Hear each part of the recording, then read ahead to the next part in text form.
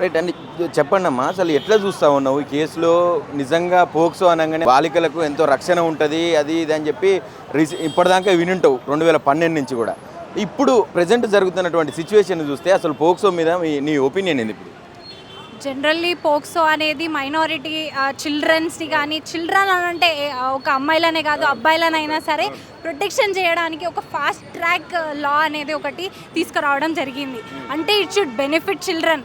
అంటే ఫర్దర్గా ట్రామా నుంచి కానీ, డిప్రెషన్ నుంచి కానీ మేము మీకు ఉన్నాము అనే ఒక భరోసా ఇవ్వడానికి ఈ యొక్క లా అనేది తీసుకురావడం జరిగింది.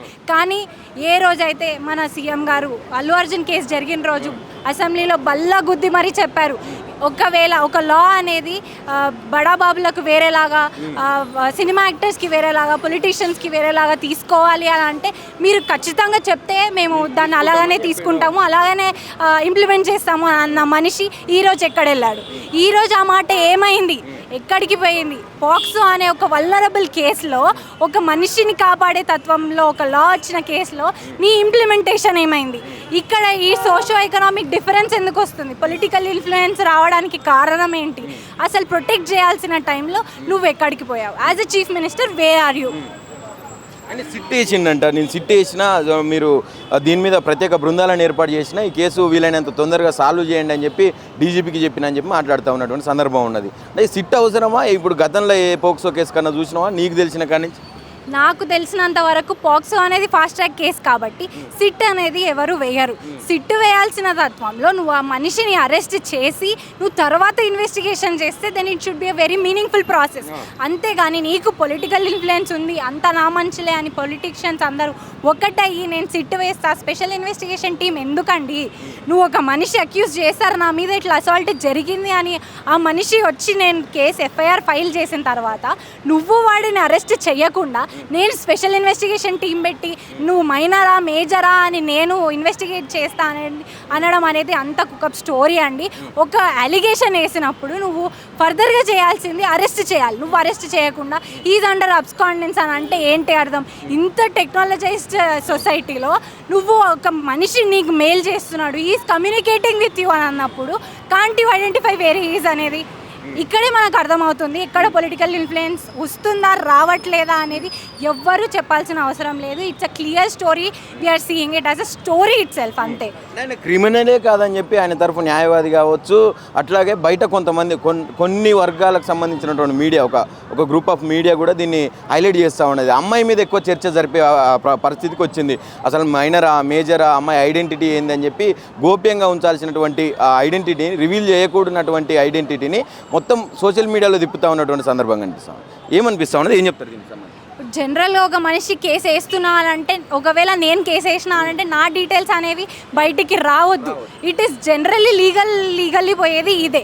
అంటే నువ్వు లీగల్లీ కూడా నువ్వు దాన్ని ఇది చేసి, ఇప్పుడు పాక్సో గైడ్ లైన్స్ ఆబ్వియస్లీ ఒక మనిషి ఐడెంటిటీ అనేది రివీల్ చేయకూడదు. నువ్వు రివీల్ చేసినావు అంటే you have surpassed this thing. అంటే నువ్వు తప్పు చేయొద్దు, ఇక్కడ కూడా తప్పు చేసేసినావు. నువ్వు తప్పు చేయలేదు అని అన్నప్పుడు నువ్వు లొంగిపోయి నేను తప్పు చేయలేదు అని నువ్వు ప్రూవ్ చేసుకో. అంతేగాని నేను అబ్స్కాండ్ అయ్యి 2 రోజుల తర్వాత వస్తా, నేను ప్రూవ్ చేసుకుంటా నేను తప్పు చేయలేదు అని చెప్పడం అనేది it is not a correct thing. నువ్వు లొంగిన తర్వాత ఫర్దర్ ఇన్వెస్టిగేషన్ జరుగుతుంది. ఫర్దర్ ఇన్వెస్టిగేషన్ జరిగిన తర్వాత ఇది హనీ ట్రాపా లేదా అనేది పోలీసులకు నువ్వు వదిలేయి, వాళ్ళు చూసుకుంటారు. అంతేగాని నువ్వు పొలిటికల్ ఇన్ఫ్లుయెన్స్ యూజ్ చేసి నేను స్పెషల్ ఇన్వెస్టిగేషన్ టీం పెడతా అనంటే ఇదే ఒక సోషల్లీ లో ఎకనామిక్ క్లాస్ పీపుల్కి జరిగితే నువ్వు ఇంత సిట్ వేస్తావా? సిట్ వేయాల్సిన అవసరం ఏంటి? It is a vulnerable case. POCSO అనేది మైనర్ చట్టం కాబట్టి నువ్వు దాన్ని ఫాస్ట్ ట్రాక్ చేయాలి. అంతేగాని నేను ఫాస్ట్ ట్రాక్ చేయడానికి ఇంకా డిలే చేస్తా అనడం అనేది కరెక్ట్ కాదు. సిట్ వేస్తే డిలే అవుతుంది తప్ప అది ఫాస్ట్ ట్రాక్ అవ్వదు. నువ్వు ఫస్ట్ ఆ మనిషిని పట్టుకో.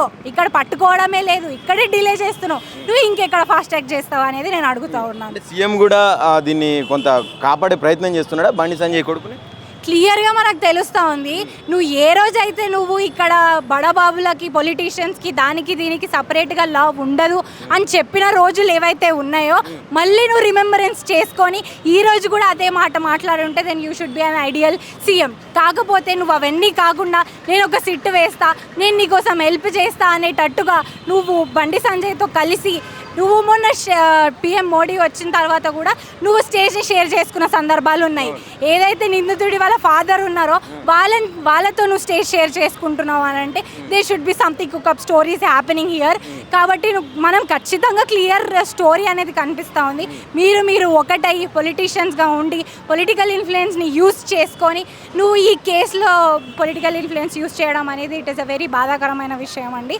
దీంట్లో పాక్సో అనేది నువ్వు ఒక మనిషికి నువ్వు హెల్ప్ చేయాల్సింది పోయి ఒక మైనర్కి నేను సాయంగా ఉన్నాను అని చెప్పడానికి పోయి అవన్నీ కాకుండా నా పొలిటికల్ ఇన్ఫ్లుయెన్స్ నేను యూజ్ చేసుకొని నువ్వే తప్పు, నువ్వు మేజరా, నువ్వు మైనరా అని క్వశ్చన్ చేయడం అనేది చాలా తప్పు అండి.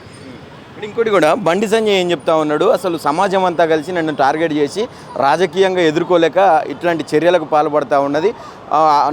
నా కుమారుని గురించి మాట్లాడుతుంటే, నా కొడుకు గురించి మాట్లాడుతుంటే వాళ్ళ తల్లి ఎంత క్షోభ అనుభవిస్తూ ఉన్నదో ఒకసారి ఆలోచించండి అన్నా అని చెప్పి వేడుకుంటా ఉన్నాడు. ఏం చెప్తారు దీనికి? ఇప్పుడు ఎవరైతే సెక్షువల్లీ అసాల్ట్ జరిగిన మనిషి ఎవరైతే ఉన్నారో ధైర్యంగా బయటికి వచ్చి ఒక కేసు వేయడం అనేది చాలా ఇదైన విషయం. కానీ ఆ మనిషి వచ్చి ఆ అమ్మాయి వచ్చి నాకు న్యాయం కావాలి అని తను వేడుకుంటున్న వేదనలు కనిపించవు. కానీ తను బయటికి వచ్చి నా కొడుకు ఏం చేయలేదు, మా వైఫ్ వేదన చేస్తుంది, వేదన అనుభవిస్తుంది అని వేడుకోవడం అనేది కాదండి. అమ్మాయి క్షోభ అనుభవించింది. ఇక్కడ అనుభవించిన ఆమె వేదనలు ఎవరికి కనపడవా? తను వచ్చి నేను ఇక్కడ మా అబ్బాయి ఏం చేయలేదు, ఏం చేయనప్పుడు లొంగిపోయి నేను ఏం చేయలేదు అని ప్రూవ్ అయిన తర్వాత నువ్వు ఈ మాటలు మాట్లాడితే సరిపోతుంది. అంతేగాని అమ్మాయి ఎందుకు పోయింది ఆయనతోటి, అమ్మాయికి ఎందుకు తెలియదా ఈ అమ్మాయికి అని చెప్పి బయట చర్చ నడుస్తూ ఉన్నది. షీజ్ అ మైనర్ అండి. పోక్సో చట్టం వచ్చింది 18 కంటే కింద ఉన్న వాళ్ళకి తెలియదు కాబట్టే వాళ్ళకి సహాయంగా ఒక పోక్సో చట్టం అనేది వచ్చింది. ఒక మనిషి 25 ఇయర్స్ అబ్బాయి భగీరథ అనేటువంటి వాడు 25 ఇయర్స్, ఆ అమ్మాయికి తెలీదా అని ప్రశ్నించే ముందు ఈ అబ్బాయికి తెలీదా అని ప్రశ్నించలేరా అండి? ఈయనకి తెలుసు ఒక మైనర్ అమ్మాయిని ముట్టుకుంటే ఏమవుతుంది అని చెప్పేసి ఈయనకి తెలుసు. అలా తెలిసినప్పటికీ కూడా నువ్వు తనతో తిరగడం, తన వెనకాల మాట్లాడడం, తన గురించి వేరే దగ్గర చెప్పడం అనేది it is totally wrong thing. ఇంత రాంగ్ చేసిన తర్వాత కూడా అమ్మాయిని క్వశ్చన్ చేయడం అనేది ఇంకా పెద్ద తప్పు కింద పరిగణించవచ్చు తప్ప, అంతేగాని ఆ అమ్మాయి మేజరా మైనరా అని అడగడం కరెక్ట్ కాదండి. ఎందుకంటే ఒక మైనర్ అమ్మాయి కన్సెంట్ ఇచ్చినా ఇవ్వకపోయినా ఇట్ ఈస్ కన్సిడర్డ్ నలిఫైడ్ అండి. ఎందుకంటే అమ్మాయికి తెలియదు కాబట్టే it is under the POCSO case. కాబట్టి అమ్మాయిది ఏమీ లేదు. నువ్వు as a major personality 25 years personality ఒక మైనర్ అమ్మాయి కన్సెంట్ వర్తించదు అని తెలిసినా కూడా తన దగ్గర కన్సెంట్ తీసుకున్న ఆమె మేజర్ కాదు మైనర్ కాదు అని మాట్లాడడం అనేది కరెక్ట్ కాదండి. ఫైనల్గా ఒక group of media, main stream media మొత్తం కూడా అసలు ఈ కేసు విషయంలో ఎటువంటి ఏలువిట్టినట్టు పరిస్థితి కనపడతలేదు. అసలు కొంతమంది మాట్లాడుతూ వాళ్ళందరూ కూడా వన్ సైడ్గా హనీ ట్రాప్కు గురైనటువంటి బండి భగీరథ్ అని చెప్పి ఆయనకు సపోర్టెడ్గా వార్తలు రాసినటువంటి సందర్భాలు ఉన్నాయి. ఇదంతా చూస్తూ ఉంటే ఏం చెప్తారు? వాళ్ళకి కావచ్చు, ఇప్పుడు ఈయన తప్పు లేదు అని చెప్పి ఎవరైతే మాట్లాడుతున్నారో వాళ్ళందరికీ కావచ్చు. నాకు తెలిసినంత వరకు బండి సంజయ్ గారు అనేది మొత్తం కేసుని ఇర్రేస్ చేయాలి అని, లేదు అని అంటే మొత్తం హనీ ట్రాప్ కిందకి తీసుకురావాలి అని చెప్పేసి ఒక స్టోరీ అనేది క్రియేట్ చేయడం జరుగుతుంది. మీరు ఎక్కడ చూసినా సరే ఇట్ షుడ్ నాట్ పాపప్, ఇది బయటికి రావద్దు అని వాళ్ళు ఎంత ట్రై చేసినా సరే మనము as a society, we as a system దాన్ని బయటికి తీసుకురావాలని మనం ఎంత ప్రయత్నిస్తున్నా సరే బిగ్ టెలివిజన్స్లో కానీ లేకపోతే పెద్ద పెద్ద వార్తలు కానీ దీన్ని బయటికి తీసుకురావద్దని చాలా ప్రయత్నిస్తున్నాడు బండి సంజయ్ గారు. Even if you try to search in ChatGPT Bandi Sanjay కొడుకు ఇన్సిడెంట్ ఏంటి అని నువ్వు సర్చ్ చేసినా సరే నీకు ChatGPT అనేది చూపించడం అనేది జరగదు. ఎందుకంటే they are trying to erase every possible thing they can.